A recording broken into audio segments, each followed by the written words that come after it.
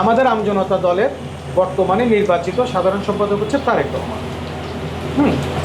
এর আগে উনি, আমরা যখন গণ অধিকার পরিষদ একাংশ মানে রেজা কিবরিয়ার নেতৃত্বে উনি ছিলেন যুগ্ম সাধারণ সম্পাদক ছিলেন। এর আগে উনি, আমরা গণ অধিকারের সময় উনি যুগ্ম সাধারণ সম্পাদক ছিলেন।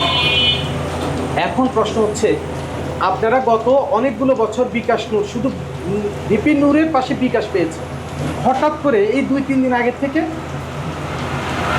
একজন বলতেছে ও বিকাশ।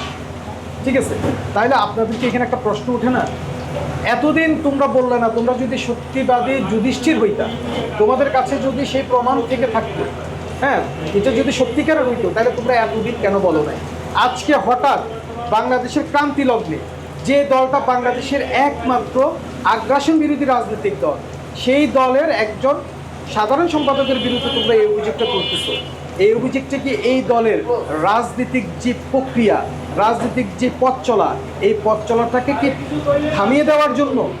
আমার তো মনে হচ্ছে এটা পরিকল্পিতভাবে আগ্রাসন বিরোধী যে রাজনীতি আমরা করতেছি, এবং আমরা বলি আমজনতা দল বাংলাদেশের একমাত্র আগ্রাসন বিরোধী রাজনৈতিক দল, এই রাজনীতি, এই আগ্রাসন বিরোধী রাজনৈতিক দলের পথ চলাকে থামিয়ে দেওয়ার জন্য হয়তো কোনো মহল এই অপচেষ্টাটা শুরু করেছে। তবে আমরা বলতে চাই, আমজনতার দল থেকে আমরা বলতে চাই, এই অপচেষ্টা কখনো সফল হবে না।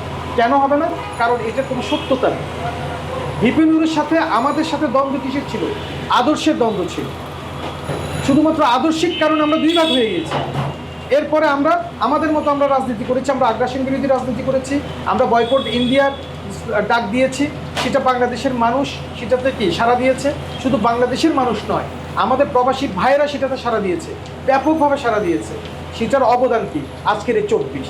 আমরা যদি তখনকার যদি বয়কট ইন্ডিয়ান প্রোডাক্ট আন্দোলন ডাক না দিতাম বা বয়কট ইন্ডিয়া ডাক না দিতাম, তাহলে 24-এর রাজপথটা তৈরি হতো না, এই সংগ্রামের মাঠটা আপনার তৈরি হতো না।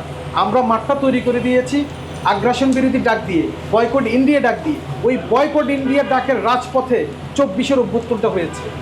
এবং আমি আবার বলতে চাই, দৃঢ় কণ্ঠে বলতে চাই, আমরা যদি তৎকালীন আদর্শের কারণে যদি ভেঙে না যাইতাম, তাহলে বাংলাদেশের আজকে আমজনতার দল বা আমাদের যে পূর্ব দল ছিল গণ অধিকার পরিষদ, বাংলাদেশের দ্বিতীয় বৃহত্তম রাজনৈতিক দল হিসেবে বর্তমানে প্রতিষ্ঠিত থাকতো। এবং আমি আবার এও বলতেছি, আমরা গণ অধিকার 2 অংশ হয়েছে বিদায় আজকের এই 24-এর আন্দোলন সংগঠিত হয়েছে। আপনারা দেখেন 24-এ যারা আছে, যারা নেতৃত্ব দিচ্ছে বা এখন যাদেরকে আপনারা দেখতেছেন, তারা কারা? তারা আমাদের সাথে গণ অধিকারের রাজনীতি করে গেছে। এরা আমাদেরই সন্তান, আমাদেরই ভাই।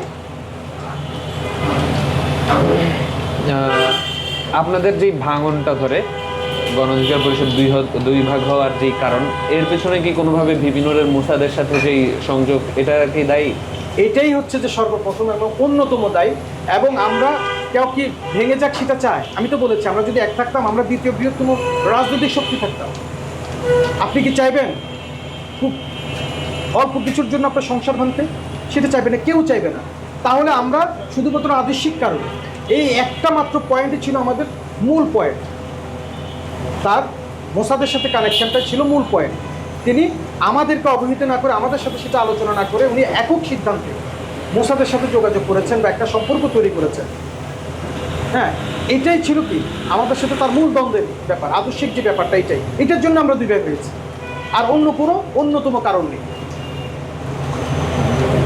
আপনি এর আগের প্রশ্নে যে উত্তরটা দিলেন যে কোনো একটা নির্দিষ্ট ব্যক্তির হচ্ছে আপনাদের এই বিষয়টা নিয়ে, বিকাশ যে স্ক্যামটা, এটা নিয়ে কথা বলছে, সেই নির্দিষ্ট ব্যক্তিটা কে আমাদেরকে যদি একটু বলতেন। হ্যাঁ, এটা তো, এই প্রশ্নটা তো আজকে 2-3 দিন ধরে আমাদের ইলিয়াস ভাই করছেন, সাংবাদিক ইলিয়াস ভাই। আমি ওনার প্রতি সম্মান রেখে বলছি, আপনি হয়তো আপনার মাঠে হয়তো কেউ কাঁঠাল রেখে ভেঙে খাওয়ার চেষ্টা করছে। ইলিয়াস ভাইয়ের মাথায় অন্য কেউ কাঁঠাল ভেঙে খাওয়ার চেষ্টা করতেছে, আমি খাচ্ছে। ইলিয়াস ভাইকে বলবো, আপনি একটু সচেতন হন, আপনি খোঁজখবর নেন। আপনি বাংলাদেশি একটা একমাত্র আগ্রাসন বিরোধী দলের উপর আপনি আঙুল তুলেছেন, এটা পথ চলা থামিয়ে দেওয়ার জন্য। আমি ইলিয়াস ভাইকে শ্রদ্ধার সাথে বলতে চাই যে আগ্রাসন বিরোধী আন্দোলন থামানো যাবে না, এটা থামে না, এটা যুগ যুগে শত বছর ধরে চলছে, এটা চলবে যতক্ষণ না পর্যন্ত আগ্রাসন চলবে, ততক্ষণ পর্যন্ত আন্দোলনও চলবে। হয়তো নেতৃত্বের পরিবর্তন হবে। এক তারেক রহমানকে আপনি বিতর্কিত করে আমজনতার দলের দিকে আপনি আঙুল তুলতে পারেন না। একটা মানুষকে ব্যক্তিগতভাবে বিতর্কিত করা যায়, কিন্তু দলীয়ভাবে আপনি তাকে বিতর্কিত করবেন না, করা উচিতও না। আপনারা বাংলাদেশের যে আগ্রাসন বিরোধী আমাদের যে স্ট্যান্ড, আমরা যে বাংলাদেশের সার্বভৌমত্বের জন্য লড়াই করে যাচ্ছি, এই লড়াইকে আপনি থামিয়ে দেওয়ার চেষ্টা করছেন, একটা অপচেষ্টা করছেন।